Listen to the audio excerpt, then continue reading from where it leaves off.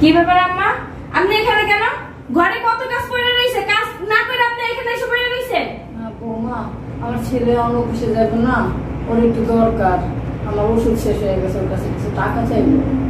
গাছ লাগাই দিয়েছেন ছেলের কাছে? হ্যাঁ, যে চাইবেন আর আপনাকে দিয়ে দিব না? কিরকম শুরু করছি? হ্যাঁ, সারাদিন টাকা টাকা টাকা খান্তি গাদা বইরা বইরা অসুস্থ হন কিভাবে? আমার পার্টি বউ, আমি অফিসে গেলাম, কিছু লাগবে? না কিছু লাগবে না। আম্মা তোমার কিছু লাগবে? না না, আমারও কিছু লাগবে না, সব আছে। আচ্ছা, যদি কিছু লাগে আমার যেটা যেটা লাগে কিনা দিও। হ্যাঁ আচ্ছা, আমি ফোন দিয়ে তোমার বইলা দেব। আর দেখবা আমার ওষুধ শেষ হয়েছে কিনা, যদি ওষুধ শেষ হয় ওষুধ কিনে এনে দিবা। আচ্ছা ঠিক আছে, প্রেসক্রিপশন ওইখানেই আছে। আচ্ছা তাহলে আমি গেলাম আম্মা। হ্যাঁ আচ্ছা, থাকো।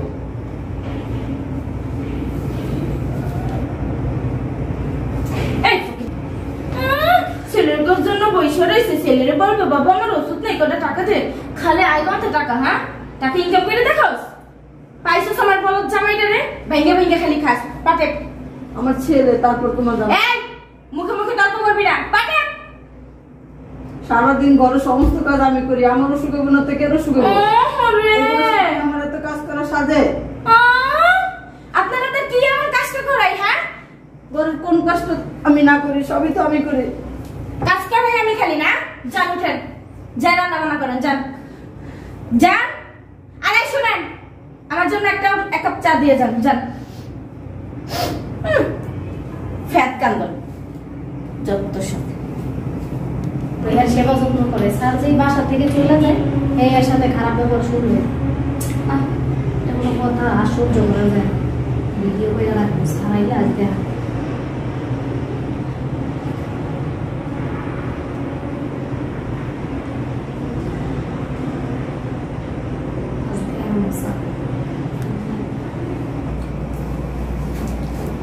আরে আপু, কেমন আছো তুমি? হ্যাঁ আলহামদুলিল্লাহ ভালো। কই আমু ভালো আছে? সবাই ভালো আছে। খাওয়া দাওয়া করিস না ঠিক মতো? হ্যাঁ খাই তো। শরীরের দিকে খেয়াল রাখিস, যত্ন করিস। আপু কি খাইবো বলো? কিছু খাবো না, চলে যাবো, কাজ আছে আমার খুব জরুরি কাজ আছে, চলে যাবো। আসলাম তোদেরকে একটু দেখতে। কেন নাস্তা খান? এক কাজ করো, আব্বার জন্য, আমার জন্য, আম্মার জন্য নাস্তা বানাও আর চা রেখে দাও। যাও। পারবো না আমি। পারবো না মানে? যাও, আব্বা আসতে দেখতেছো না? আব্বা বললো তো আব্বা খাবে না। আব্বা তো বলবেই আব্বা খাবে না। আব্বার সামনে এসে আব্বা তো বলবেই খাবে না। আব্বার সামনে এনে দাও, নাস্তা দাও, যাও চা আনো। আচ্ছা বাবা থাক, বৌমা আরাম করো, আমি বানিয়ে নিয়ে আসি। তুমি বানিয়ে আনবে কেন? বসো তুমি, যাও না কেন? আচ্ছা তুমি কি বুঝো না আমারে? হ্যাঁ, সারাটা দিন আমি খাটি, সংসারের সম্পূর্ণ কাজ আমি করি। এই যে আম্মার হাত পা টেপা, মাথা টেপা, গোসল করানো, উজুর পানি আগে দেওয়া, সবকিছুই তো আমি করি, তাই না? তো সবসময় খালি আমার হুকুম দেওয়া লাগবে? সংসারটা কার? আমার আম্মার না তোমার? আমার জানতে এক কাপ চা নিয়ে আসেন। আম্মা চা নিয়ে আসবে মানে? হ্যাঁ, এটা কি ধরনের কথা? আম্মা চা নিয়ে আসবে? তুমি এমন করতেছো কেন? থাক বাবা, আমি বানিয়ে নিয়ে আসি। তুমি বসো আম্মা, তুমি যাবা কেন? মেয়ে যাও না কেন? স্যার, আপনারা আমি একটা ভিডিও দেখাই। এই তুমি কি ভিডিও দেখাবে? হ্যাঁ দেখাবো আমি, স্যার একটা ভিডিও দেখাবো। কিসের ভিডিও দেখাবে তুমি? চুপ থাকো না, এরকম করতেছো কেন? আরে আচ্ছা তো বাবা, তো একটা কাজের মেয়ে হয়ে কিসের ভিডিও দেখাবে? তুমি সব ব্যাপারে টেম্পার হয়ে যাও একবারে।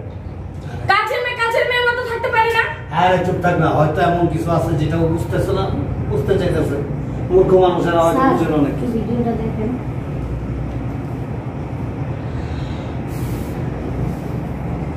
আব্বা দেখেন তো ভিডিওটা। কি হয়েছে? তোমরা এভাবে তাকাইতেছো কেন আমার দিকে? হ্যাঁ তো এটা কি দেখলাম আমি? কি দেখছো দেখি তো। তোর কত বড় সাহস? হ্যাঁ, আমার মারি দিয়ে তোর পাটি পাইতেছস? হ্যাঁ না হয়েছে কি, ওই যে আমার মানে পাটা কামড়াইছে তো, মানে তোর পা কামড়াইছে দেখে আমার মারি দিয়ে কি পাবি? স্যার, হ্যাঁ, কত বড় খারাপ। স্যার উনি প্রতিদিন এরকম করে। আপনি চলে যাওয়ার পরে উনি আপনার মায়ের সাথে, মাকে অনেক নির্যাতন করে, আপনার মায়ের সাথে অনেক খারাপ ব্যবহার করে। আপনি যখন থাকেন তখন ওনার সেবা যত্ন করে, ওনাকে অনেক আদর করে। এটা আপনাকে দেখানোর জন্য। চিন্তা করো এই তুমি এত কথা বলো কেন? হ্যাঁ চুপ। ওনা বলে তো আমি জানতাম না। সকালবেলা আমি আসছি, দেখতেছি আমার মা, আমি দেখতেছি সকালবেলা আমার মার পা টিপতেছে। তুমিই তো দেখছো। আমি দেখতেছি, আমি যেটা দেখছি সেটা ভুল দেখছি।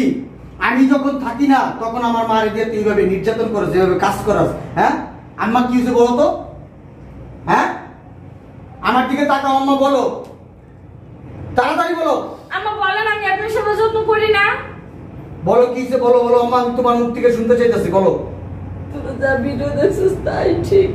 তুই বের হয়ে যাওয়ার পরে বৌমা আমার উপরে অনেক অত্যাচার করে, এই সংসারের সব কাজ আমার দিয়ে করায়। এবার কি বলবি তুই? হ্যাঁ এবার কি বলবি? আব্বা আমি আপনার মা, আব্বা আমি আপনার মেয়ের গায়ে হাত তুলতে চাই না।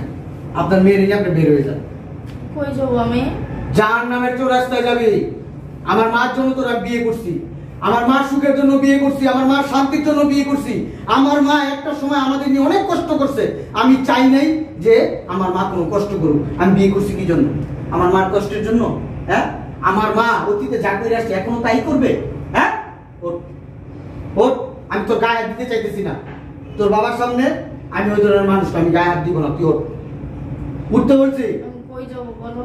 বলছি না তোর বাবা আছে, তোর বাবার সাথে বের হয়ে যা। তোরে রাখবো না আমি, তোরে রাখবো না। তোর বিপরে তোর আমি বলছি, আমার মা ছাড়া এই দুনিয়াতে কেউ নেই। আমার মার তুই কোনোদিন কষ্ট দিবি না।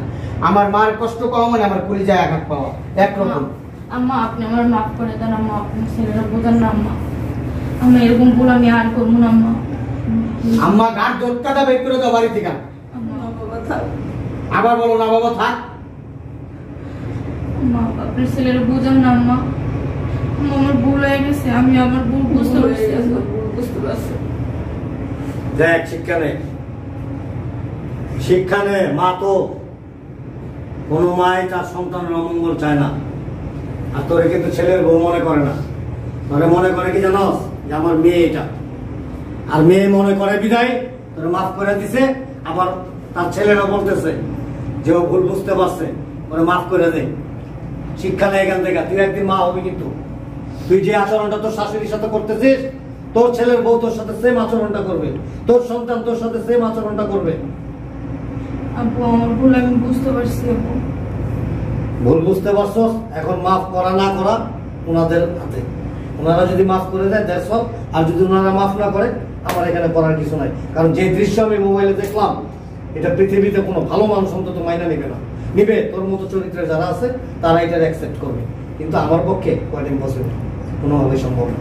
ওর চেহারা দেখলাম আমার খারাপ লাগতেছে, জিদ লাগতেছে। আমার কি ইচ্ছা করতেছে, আমার ইচ্ছা করতেছে তোরে পাড়াইতে। অথচ আমি যখনই ফোন দিছি, কে তোর শাশুড়ির শরীরটা কেমন, আপনার তুমি চিন্তা করো না, ভালো আছে। আমি ওনার সমস্ত সেবা যত্ন করি, ওনার ভালো টেক কেয়ার করি, ওনার নামাজের ওজুর পানি আগায় দেই, ওনার নামাজের মশলা আগায় দেই, ওনার খাবার দাবার সব কিছু একটু চেক আমি ভালোভাবে লুকেট করি। সবসময় বলতে এই কথাটা। ওনারে ঠিক মতো খাইতেও দেয় না। নামাজ পড়তে চাইলে নামাজের টাইমটা চলে যায়, তারপর ওনার নামাজটাও পড়তে দেয় না। পরে নামাজ পড়ে না, আগে কাজ করে না। Very bad habit. এটা আমি আশা করি না অন্তত তোর কাছে। বা আমি ওর কতটা বিশ্বাস করছি আপনি চিন্তা করেন, কতটা বিশ্বাস করছি। হ্যাঁ আজকে কাজের মেয়ের কাছ থেকে তোর কুকিরতে আমার জানতে হইলো।